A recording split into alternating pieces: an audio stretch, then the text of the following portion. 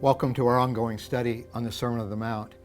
Today we get to talk about lust and divorce, so stay tuned. We're going to be looking at verses 27 through 32 of Matthew chapter 5, which is a part of a larger section that's predicated on a statement that Jesus makes in verse 20 of Matthew 5. For I tell you that unless your righteousness surpasses that of the Pharisees and the teachers of the law, you will certainly not enter the kingdom of heaven. Now the Pharisees, the teachers of the law, these were the consummate rule keepers. But the problem was later Jesus would say to them, like in Matthew 23, you guys are like a drinking cup, except that you're really clean on the outside, but why would you never clean the inside of the cup? He said outside you look good, you keep the rules, you got your religious elite image that you're keeping up. But inside, in Jesus' words, you're full of greed and self-indulgence. And so that's how we understand this word surpasses. He's saying if you have come into the new situation of the rule of the kingdom of heaven in me, there is a kind of righteousness that goes far beyond rule keeping. In fact, if you summarize it, Jesus is saying keeping the rules does not necessarily make you righteous. Now, 10 Commandments, important to keep the 10 Commandments. But just because you don't murder, just because you don't commit adultery, as we'll see today, does that really reflect the Christ-likeness that's inside of our lives? And so true Christ-likeness, transformation of our hearts, is what Jesus is getting at. And so he said in that sense, you need to surpass just keeping the rules. And what Jesus is doing here next is giving us examples. There's going to be 6 of them in all. We're going to look at numbers 4 to 6 in our next lesson. But in our last lesson, we saw the first one, anger and murder. He said, you may hate and despise people, but say, well, at least I'm not killing them, so I'm obeying the command, don't murder. And he said, no, something of righteousness has to go deeper than that. Today, we're going to look at lust and adultery, and then divorce and remarriage. Those are the next 2, like 4 examples. For instance, when it comes to your righteousness surpassing the rule keepers, for instance, what about lust and adultery and divorce and remarriage? Just looking at those 3 for a moment. Violence and sex. Jesus is clearly speaking to the needs and the lives of his listeners 2,000 years ago, but he's really reading our mail here in the 21st century as well. So this is where he goes with it. First of all, he's going to start with lust and adultery. He's just finished talking about hatred and murder. Now lust and adultery. You have heard that it was said, this is verse 27, you have heard that it was said, you shall not commit adultery. So do not murder was the 6th commandment of the 10 commandments. This is the 7th of 10. You shall not commit adultery. The 7th, and that's a law of God. Do not commit adultery. But Jesus is saying, you can keep that law, but what's really happening in your heart? This is the surpassing righteousness. He said, but I tell you that anyone who looks at a woman lustfully, there's our operational word, lustfully, has already committed adultery with her in his heart. So you may never act out adultery, but what's going on inside of you? He's not saying if you lust after somebody, you might as well just go ahead and commit adultery with them, because the physical act of actually disobeying the 7th of the 10 commandments has enormous repercussions. But he is saying your heart, if it's lustful, if it's wanted to exploit people sexually, then in God's sight, when it comes to righteousness, it's tantamount to you as if you had committed adultery. So let's look at this. I want to take a look at this word, lust. Most of your non-Christian working associates and neighbors and friends probably live sexually immoral lives. Pornography is a multi-billion dollar industry in America. The media, entertainment media, is full of sexual immorality everywhere. And so you say, well, what's wrong with lust? Well, I'm not hurting anybody. What's wrong with it? So I just want to pause here for a minute and take a look at that. Here's my little short list. What's wrong with lust? Why is it wrong to look lustfully after a person? Well, first of all, lust counterfeits intimacy. and it counterfeits it. We have real gold, and then we have what's called fool's gold. It's iron sulfate. And the way you can tell the difference, one of the ways, between real gold and fool's gold is simply to heat it up. And you heat up fool's gold and it'll stink to high heaven, because that sulfate, that sulfur in it stinks even when you're not heating it up, let alone the stench when you heat up fool's gold. You realize that lust is like counterfeit intimacy. It's like the counterfeit for true love. Covenant love and loyalty in a marriage can withstand the heats and pressures of life. But this kind of romantic fool's gold, this just surface lust, it'll never stand life's trials. And it dehumanizes people. It reduces people to objects, to lust after.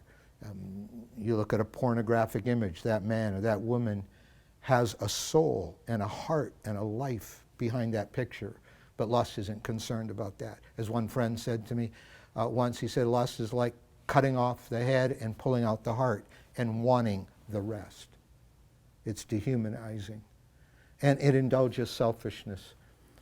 If it turns people into objects, the reason for that objectification is for self-gratification, not for their welfare. It's totally antithetic to the rule of heaven that teaches us to love and to serve other people. It's innately selfish lust, and it acts destructively. Lust will wither your soul. Lust will insulate you against what true intimacy could be, and it destroys relationships. It destroys marriages, and it sets you up to actually act out sexual sin. Like a professional athlete, like a golfer, even when they're not on the golf course, they will be constantly rehearsing in their mind every detail of that swing. And they kind of practice mentally their swings, and then it helps them actually swing better. This is what all professional athletes do. And you fantasize sexual engagement with people, you fantasize the sexualization of people all the time. It'll set you up to actually make some very bad choices and actually possibly commit adultery or other sexual sins. So when Jesus is saying don't look lustfully on a person, he's assuming some very bad things that just wither the human condition. The other question I think that comes up here is that, well, if I find somebody attractive, is that lust? Like, is there a difference between lust and attraction? Well, beauty is something that God created. And it's possible to look at a human being, and obviously some people are much more attractive than other people. And just because you find them attractive, is that really what lust is all about? Well, here's where we come to the translation of this verse. I'm using the New International Version. But in the Greek that Matthew's writing in here, it's a little hard to get the translation right. One of our most literal English translations is the New English Standard Version, the ESV. And when it comes to this question of lust or attraction, I really like how ESV, I think, most plainly translates the Greek. But I say to you that everyone who looks at a woman with lustful intent, not just looking lustfully like the New International Version translates, but with lustful intent, has already committed adultery with her in his heart. And so, the word lustful does mean that you not only find a person attractive, but then you sexualize that. You fantasize sexual relations with that person. You look at that person as not in a way that they're very attractive, they're beautiful, they're handsome, like you would say that flower is beautiful and things like that, but you sexualize it. A lot of our sexual perversions in our culture, including even transgender issues, homosexuality, come when sometimes we have these gaps in our lives, emotion. We have these unmet needs and when those needs get sexualized, just like attraction, you can sexualize attraction, and then it draws us into problems. And then there's this word intent. You look with lustful intent, and that's where you're purposefully lingering over that word intent. So it's that leering, it's that second, third, fourth glance. It's like It's like looking at a person in a sexualized way, desiring them sexually, and the purpose behind your leering is that fantasizing of sexual content beyond just finding a person attractive. And then Jesus is going to give us some shock value. For he says right after that, if your right eye causes you to stumble, ouch, gouge it out and throw it away. And what do we do with that? And he goes on to say, it's better for you to lose one part of your body than for your whole body to be thrown into hell. And sin has eternal consequences. God will judge sin. God will judge the things that debase other people and wither our own souls. And hell, there is a heaven and there is a hell, there is judgment. And then he says, and if your right hand causes you to stumble, same thing, cut it off and throw it away. It's better for you to lose one part of your body than for your whole body to go into hell. And obviously, none of Jesus' disciples did this. We don't find a record of people self-mutilating to resist sin in the book of Acts. Jesus, is, as he often does, is resorting to the shock value of overstatement and hyperbole just to make a point. Sin is serious. Sin is serious. Another way of looking at this, it could be that Jesus is pushing the way the Pharisees think to its extreme. They're all about externals and not the transformation of the heart. And you know what? The fact is, you could cut out your eye and cut off your hand, which might be involved in sexual sin. You can cut those off and still be lustful in your heart. And so in a way, he's exposing the hypocrisy of this externalized religion that the people he's speaking to are constantly exposed to in the religious system around them. And the same goes for divorce and remarriage. It has been said, and this kind of is inferred from Deuteronomy 24, it's not one of the 10 Commandments, anyone who divorces his wife must give her a certificate of divorce. And so he's allowing divorce. Other places Jesus will say this is because our hearts are so hard and broken, sinful. So he just knows human relationships don't always work. So he allows divorce. However, he says, but I tell you that if anyone divorces his wife except for sexual immorality and he will make her the victim of adultery. And anyone who marries a divorced woman commits adultery.